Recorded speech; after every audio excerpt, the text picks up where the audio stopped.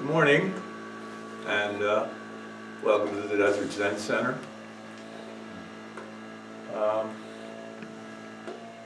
It's good to see new faces, and I think I'm going to start by just quickly doing a little quick information on the Buddha, about his life and his story. Just so we all have a baseline of his key teachings.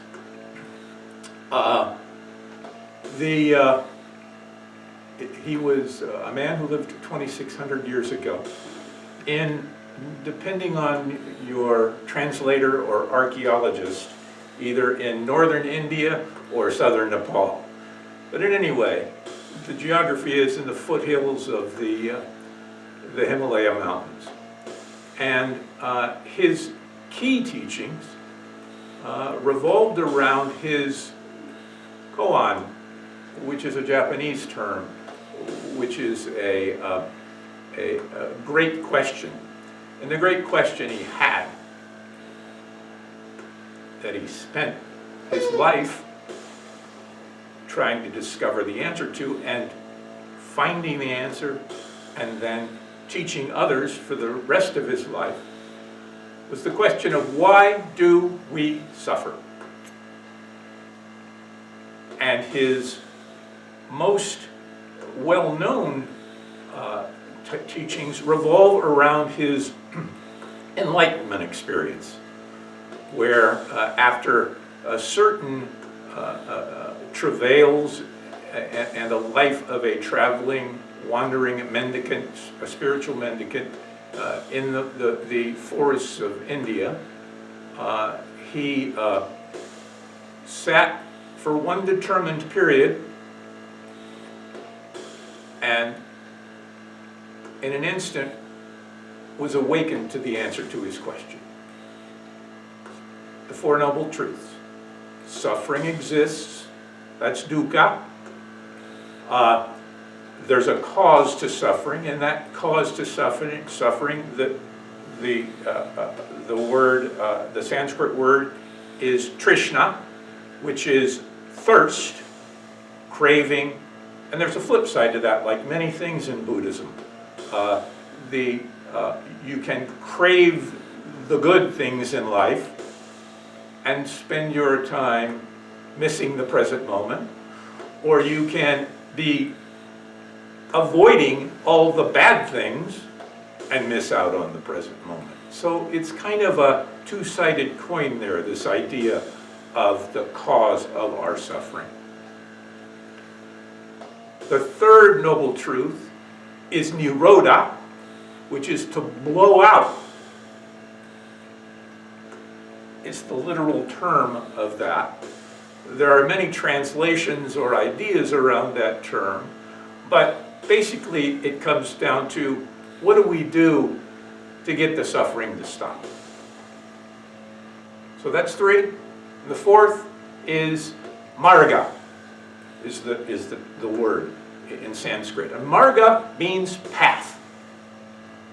And that's what we are all on here today. The path is, as he goes on to define at the time of his enlightenment, the Eightfold Path. Now this path is his prescription for how we suffer less and become happier people. And through this path, if we suffer less, we are also enlightened to the idea of ways that we are suffering, and suffering affects others, and so that others will suffer less, and there'll be a vast improvement in our lives and in the world. The Eightfold Path is right view, and right view is basically trying to see the world as it truly is, without the delusions that come up with into our lives that I'll talk about a little later, and see a clear idea of what the real conditions on the ground are in this moment. So right view is very important because it affects our ideas and our approach to the rest of the path. So right view, right intention. So nothing happens in our world without thought. Our mind is the primary tool we use to live, to be in the world.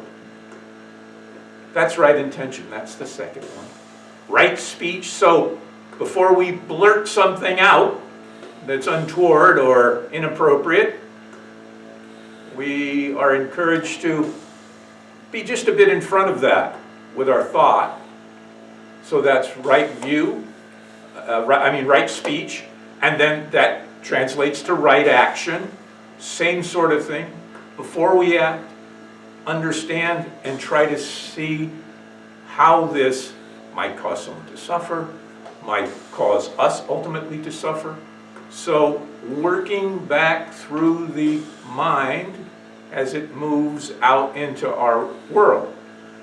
So right view, right intention, right speech, right action, right livelihood. We would want to do something on a daily basis, our job in particular here, or what we do to sustain ourselves in the world. That needs to be grounded in right intention and right view. And then right livelihood, right effort. So we want to be honest with ourselves about giving it a good effort. A right mindfulness. Now we get into the areas of understanding our mind and how it works to give us that window of opportunity through our meditation to intercept things that might cause us to suffer, that might cause others to suffer. We need a gap. We need a space. We need to stop in a moment and understand what our impulse is and how does it fit into the circumstances that are presented to us. This happens in our meditation. This is the reason Buddhists meditate, is to cultivate this idea or understanding of the mind and how it works. That starts in this area with right mindfulness, and then it's the working together with mindfulness is concentration, right concentration or right samadhi. And this is a deepening of our meditation that actually gets us to the point where we can incorporate this idea into our life and have an impact on our lives and the lives of those around us. And that's why meditation is so important to us here in the world of Zen Buddhism. Zen is the meditation school of Buddhism. Now, in my mind, there's one idea, and it's a big one, that the Buddha discovered prior to his enlightenment. And it seems so simple, it seems almost like common sense, but it is very powerful and very important to the rest of Buddhism, because it has a lot to do with this idea that there are two different sides to each and everything we encounter in the world. So the idea here at a very high level is dukkha transforms into samsara, which is suffering that is continuous. It's the thoughts in your head that never stop coming into your head. They make that loop that we try to, in Buddhism, want to break through and get an awareness of, and then get a bit of understanding in. So this is really important, because the idea the Buddha came from his life experience. And his life experience prior to his enlightenment was 7 to 10 years of wandering around in the forest without much clothing, without much to eat, and doing things that were in an effort, and at the time thought to be the key to your spiritual awakening, which was a rejection of the body. So people would starve the body, harm the body. This was part of the practice that they were involved in. And it darn near killed the Buddha. He was existing on several grains of rice a day. He was not in any condition to even sit up. And in fact, he was lucky in a way, because he was discovered by a shepherdess, Sujata. Sujata came across him. She'd seen him in the forest and recognized that the man was dying, and gave him some goat's milk to restore him, and then helped build his energy back through her family, helped her to feed and get him back on his feet, literally again, so he could get back on his feet and then begin his spiritual quest anew with some new information. And what came out of this great suffering is a prelude to his earlier life. He was, if you will, part of the 1% of his day. His father was a prince or a governor. They had a good deal of wealth and privilege within Indian society. They were part of the warrior clan. So you can see there's two different results and experiences that the Buddha had in his life. And what he came to understand was that what was important for our development and for our survival is a cultivation of something he called the middle way. The middle way rejects the extremes of lavish luxury or great physical suffering in the woods, wandering and denying every physical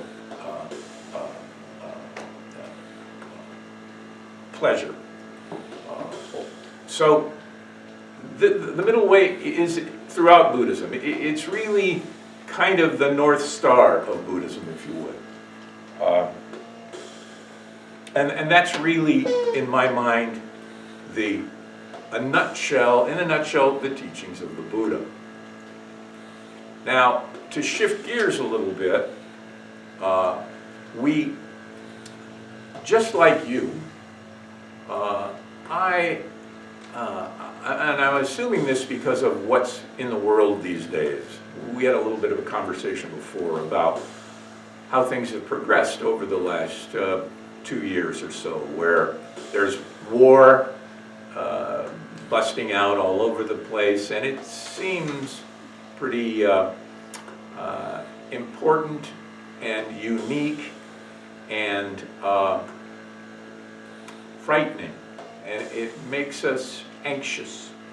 I personally track it a bit to the ideas of the suffering going on in the Ukraine, and then this October, the whole thing was amped up by what's going on in the Middle East, and everybody's on edge about the whole thing, myself included. And Roshi gave a talk that was based on a line in the Dharmapada, which is the teachings of the Buddha. And it said basically, I think, that the world is on fire. And that got me to thinking a little bit. And like many people, or maybe not, you might all be much more evolved than I am, thankfully. I spend too much time scrolling for news information. I recently retired over the last 2 years, and truth be told, I probably wasted a lot of time there, especially when you add in things like various social media sites like Facebook and something else that's new that you may have here called Nextdoor, which is a localized version of kind of a Facebook, people in your area. Anyway, I started to really just think about, well, you know, there's a lot of pressure to basically see the world in apocalyptic terms and be very frightened and anxious about what the heck's going on. I'm 68 years old, and if you are from that era and you think a little bit, my early schooling was, I was an elementary student from the 2nd grade to the 6th grade at Holy Trinity Elementary School in San Pedro, California. And I wanted to be a priest. I was an altar boy. I was a very serious student. I was a very serious little kid. And I was kind of paying attention to what the heck was going on in world events for whatever reason. And I remember in 1962, approximately, about 61 years ago, during my first semester at Holy Trinity, the nuns we had a new fun thing to do in class before first recess, and that was to crawl under our desk and put our hands up over our head because something bad might happen, and you'd know that was coming because there'd be an alarm, there'd be a siren that you'd hear. Well, you really can't fool a 7-year-old. I mean, they figure stuff out pretty fast. And in the context of what's happening now, you can see we like to look at time as on a timeline. It's a line.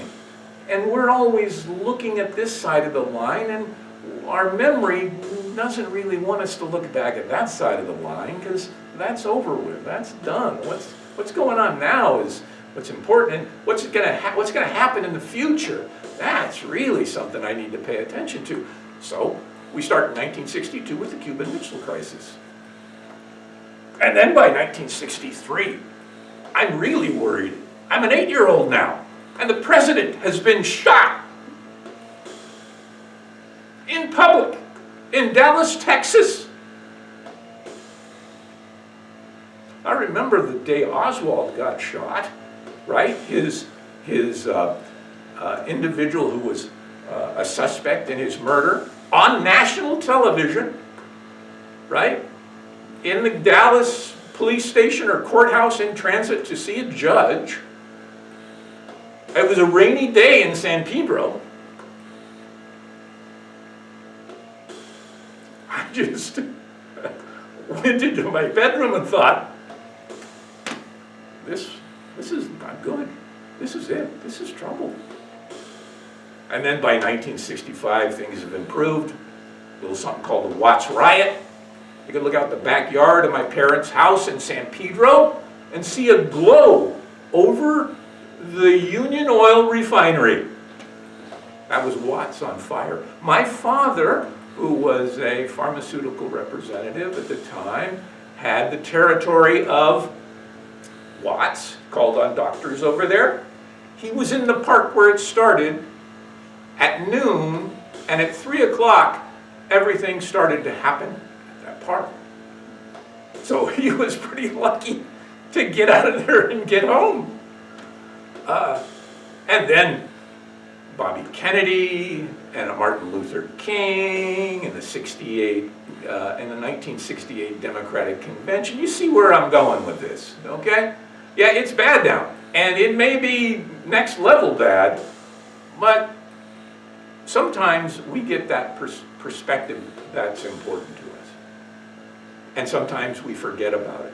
And so I've spent the better part of the last 18 months, looking through news feeds and feeling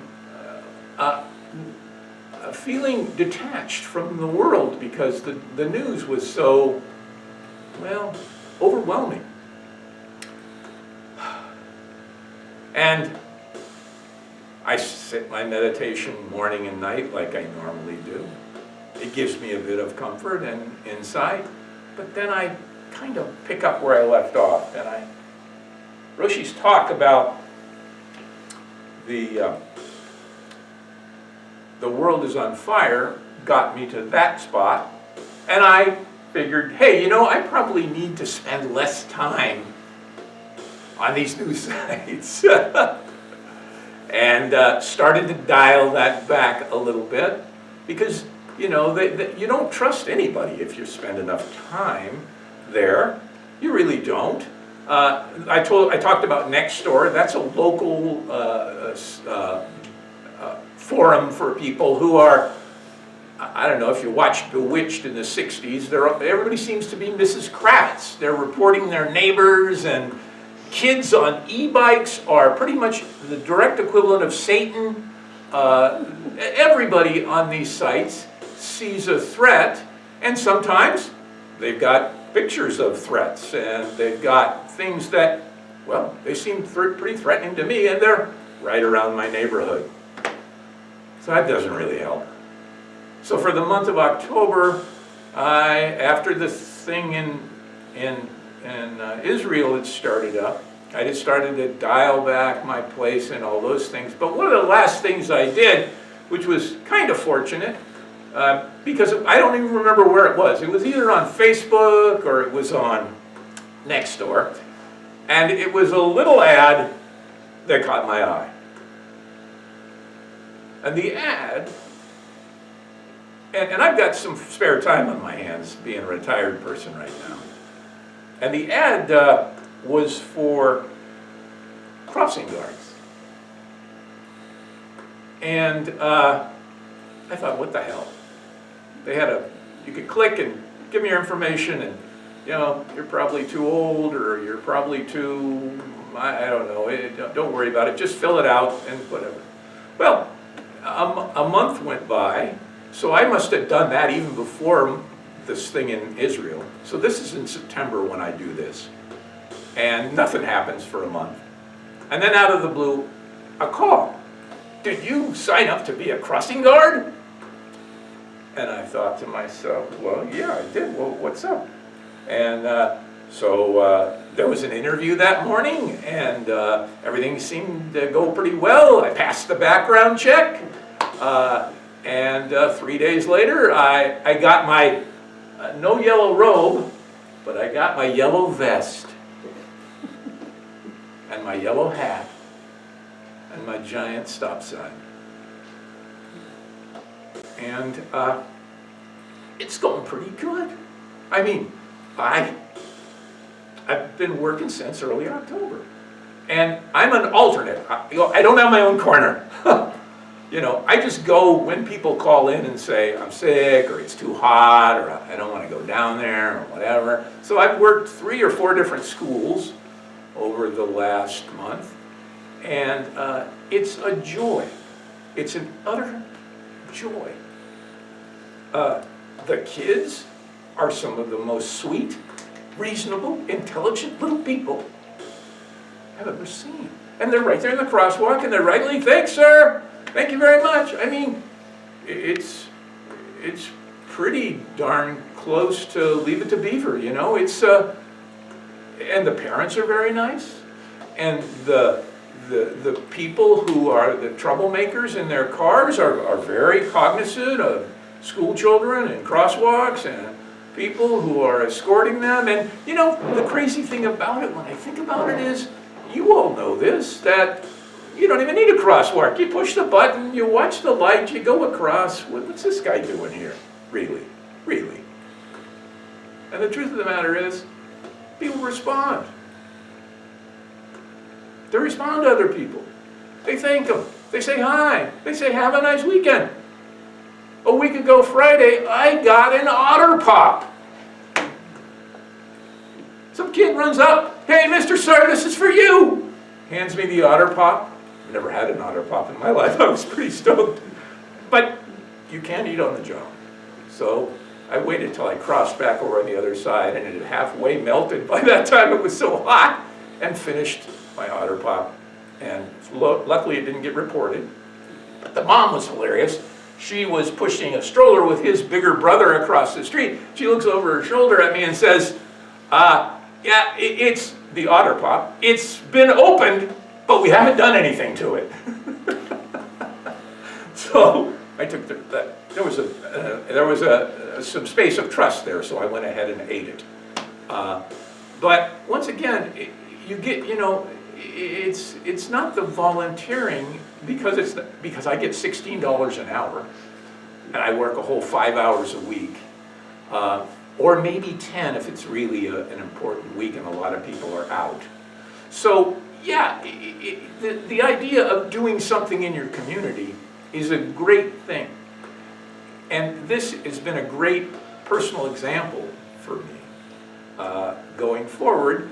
And it's right up there with taking the time to cultivate your meditation practice and do all the good things, read about Buddhism, read and study the Buddha's commentaries, and all sorts of other things that make a full practice of Buddhism and make it really live for me. But it's been a real, it's been a tonic. And once again, there is so much that we can give to each other when we get with each other, when we interact with each other, when we serve each other, when we help each other, when we have compassion for everyone, because we are everyone.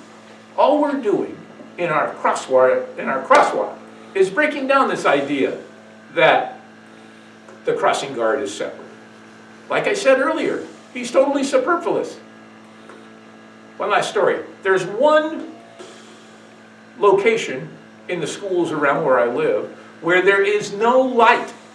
And it's on a pretty dangerous, windy road that takes its toll of motorcycle riders and people driving their sports cars way too fast. But there's no light there. It's just a crosswalk.